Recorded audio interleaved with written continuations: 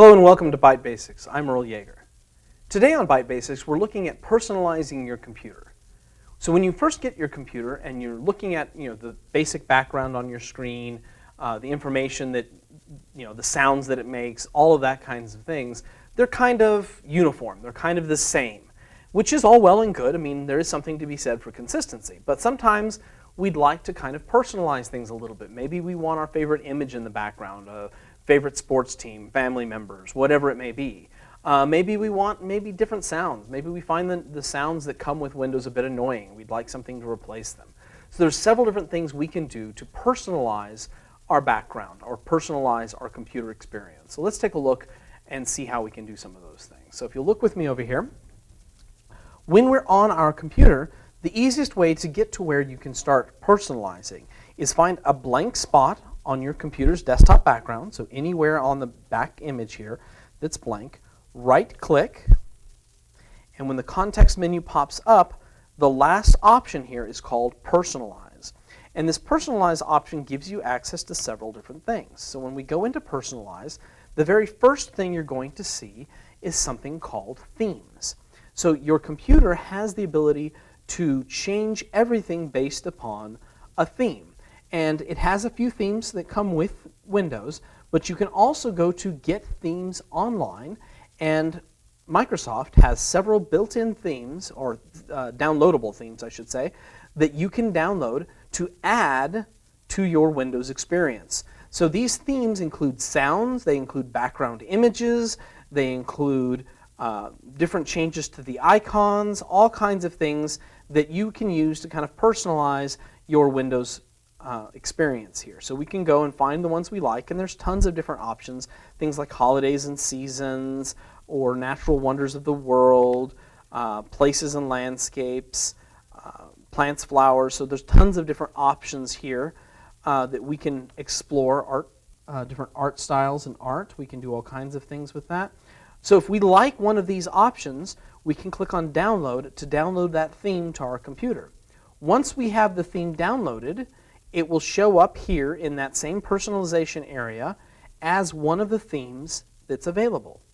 When we go to one of these themes, like the United States theme, the theme changes several different settings on our computer all in one go. So all of the things it changes are the sounds that our computer makes, it changes the desktop background, and usually that background becomes a slideshow. So it will rotate on a regular basis through those different images that are included in that themes collection so that you can see different images every time you look at your computer. Every 5 to 10 seconds you'll get a different background, in this case from all over the United States. So we can do those kinds of things with this to personalize your computer. Now, maybe none of those themes really hits the mark. Maybe we're not really interested in a tour of the United States, as I have here, for my theme. If I want a specific picture for my background, I can go to the desktop background option here. And I'm seeing pictures from my different themes that are here. I can also browse for a particular picture. So if I already have a picture on my computer that I want to find, I can click on Browse and find that particular picture. But once I have a picture that I like, I can click on the picture and I can select it. In fact, I'm going to hit Clear All because I don't want all of these pictures. I just want one. So I'm going to select that particular picture. And since it's one single picture, it's not going to be a slideshow. I can choose whether I want the position of the picture to be fill, so that it fills the entire screen, fit, so that it has a little bit of border above and below. I can stretch it. I can tile it across the screen. I can center it on the screen. So you have several different options. I'm going to choose fill so that it fills the screen. And you'll see that that particular picture is now the background for my computer. So we can add in whichever one of these particular pictures we like. And we can always, of course, go back to our EPISD default image. So we can go to whichever picture we want to be our desktop background. Now, another way to get a desktop background is if we go to a particular picture on our computer. I'm going to go to my Pictures folder. and I'm going to go into my sample pictures here. If we're looking at any image file that's in any folder on our computer, when we open that image file, when it opens in Windows Photo Viewer, we do have the option here of right-clicking on the image and choosing Set as Desktop Background.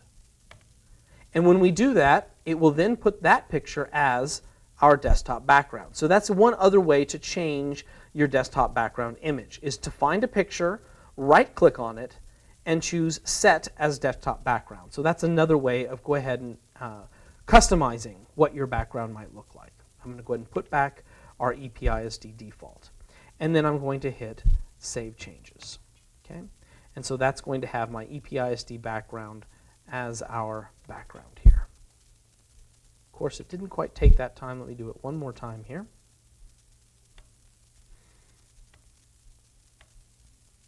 Try that one more time. There we go. Save changes. And now my background is my Windows desktop background here.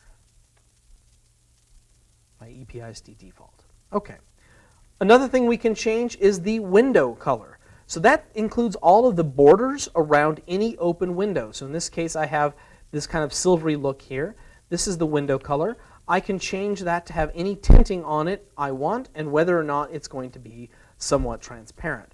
So if I don't like the particular color scheme I have now, I can change it to have different tints and hues on it as I click through here. So if I want more of a blue, more of a silver or a white, I can change any of those options in looking at the border around the screen. So now it has a bit of a green hue. If I don't want it transparent at all, I can turn off the transparency, and now that becomes even more prominent what color that is. And then the color intensity can also be shifted to be more or less bold in the color. So you can wash it out, or you can make it very intense. So you can go through and customize the color pretty significantly. In fact, it even has a color shade mixture, so you can really fine-tune your color choices and brightness if you wish to do so. So you can change the color around each of the windows on your screen. Your sounds can be changed. So the Windows default sounds are not something you're necessarily stuck with. So if I click on sounds, I can go through a variety of different sound schemes that are already built into the computer. So I can switch to different sound schemes. When I do a switch, it'll say if you choose a new scheme, your previous scheme will be lost because you did not save it.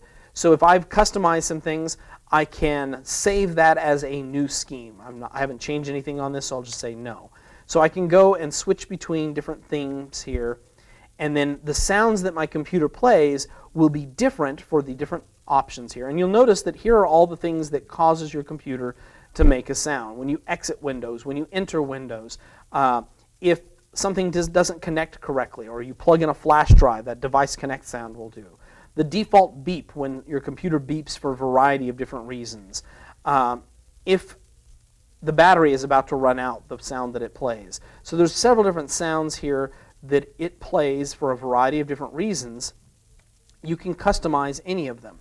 Only the ones with the speaker are the ones that are currently being used, but you actually can add sounds to other effects on your computer as well. So if I want sounds to happen when I'm scrolling up and down, you actually have the ability to do a toolbar, not a toolbar, the scroll in here. There's a sound for the scroll bar. So when you scroll up and down, you can get a clicking sound or some other sound that you want as you scroll around. So there's a variety of different sounds that you can add or remove or change on your computer. Anytime a program gets maximized or anytime a program gets minimized, if you want it to play a sound, you can get it to do that as well. So there's a variety of different ways you can customize these. I can also browse for specific sounds. So if instead of having the instead of the default beep sound, if I want to record my own sound, and on a previous episode of Byte Basics, we showed a program called Sound Recorder. We can use Sound Recorder to create these. I could browse and find a sound that I made. Maybe I want to, for the default beep, I might record my own voice saying stop or whatever I want, and then it will actually play that sound instead of this. I would just browse, find the audio file I made, and I'll use that for that sound file instead. So you can actually customize all of the different sounds on your computer if you wish to do so. You can make that very annoying if you want, so I would caution against getting a little too creative with it, but if you don't like the sounds that come with Windows, you can definitely adjust or change those. The next thing you have the option of changing is something called a screensaver. What a screensaver is not the desktop background. Sometimes that terminology gets mixed up a little bit. Your desktop background here is also called a wallpaper. That is not your screensaver. Your screensaver is a program that will play in front of the screen. Originally they were set up with older monitors to prevent your monitor from getting anything burned into it, any images burned into it. Modern monitors don't worry about that so much, but the custom or the habit of having some kind of a screensaver has kind of stuck, and you can change your screensaver to be a variety of different things here. So I can pick a different looks here, and it will show me a little sample in here what that particular screensaver looks like. Several of these have been with Windows a long time, but we can choose all kinds of different things. Here's a Bubbles screensaver that will play. There's several different ones. 3D text, where you can have text that will spin around on your screen. There's a marquee option. There's a ton of different options that are available for your computer here. There's ribbons mode. There's a variety of different ones. Now, within these, you can go to settings and customize things. So for instance, for the 3D text, the settings include whatever I want it to say. So in this case, I'll change it to my name. I could also have it display the current time. I could have it I can choose whatever font I want with this. So if I want to be in a particular font style here, I can use whatever font I particularly like. I'll use Comic Sans. And I can change the resolution, the speed of the rotation, the motion, whether I want it to spin or seesaw, tumble. There's all kinds of different options. What color I want it to be. You can have it be a variety of different things. So I'm going to use a solid color, and I am going to choose a color, and I want it to be blue, and say OK. So once I get this exactly the way I want it, I will hit OK. The next thing to look at is directly beneath that option. It says wait and has a certain number of minutes, and then it says on resume display logon screen. So the wait is how long do you want your computer to wait until it shows that particular screensaver. So if you think 5 minutes is good, but then every time you go in here to do something you find your screensaver on and you don't like that, you can change this to a longer duration. Or if it seems like it never comes on, you can change this to a shorter duration. Where it says on resume display logon screen, what that means is if you have this checked, when you go to get back on this, when it's currently showing the screensaver, if you move the mouse, it's going to ask you to log on again. So it will have you temporarily locked out so that if it's on the screensaver, if someone else comes up to your computer and they don't know your password, they can't get into this. That's sometimes helpful in a classroom environment, because when you walk away from your computer, if it's sitting on your desk, you may not want a student to come up and log back in. So then as soon as it goes to the screensaver, it immediately becomes password protected again. To see what this is going to look like, I hit preview, and I can see exactly what this is going to look like. So I can have my name spinning around there on the screen if I want. So I can customize my screensaver a variety of different ways. It can be a simple blank screen if I prefer that. So there's a lot of different options here. Okay, I'm going to go ahead and cancel out of this because I'm not going to change mine at the moment. Okay, so those are several different ways you can customize aspects of your screen. We can also adjust, one other thing that I want to point out here is something called the power settings. So I'm going to go to screensaver again, and then I'm going to click on this little button here, this little highlighted text, linked text that says change power settings. The power settings are kind of interesting because they give you a few different additional options here.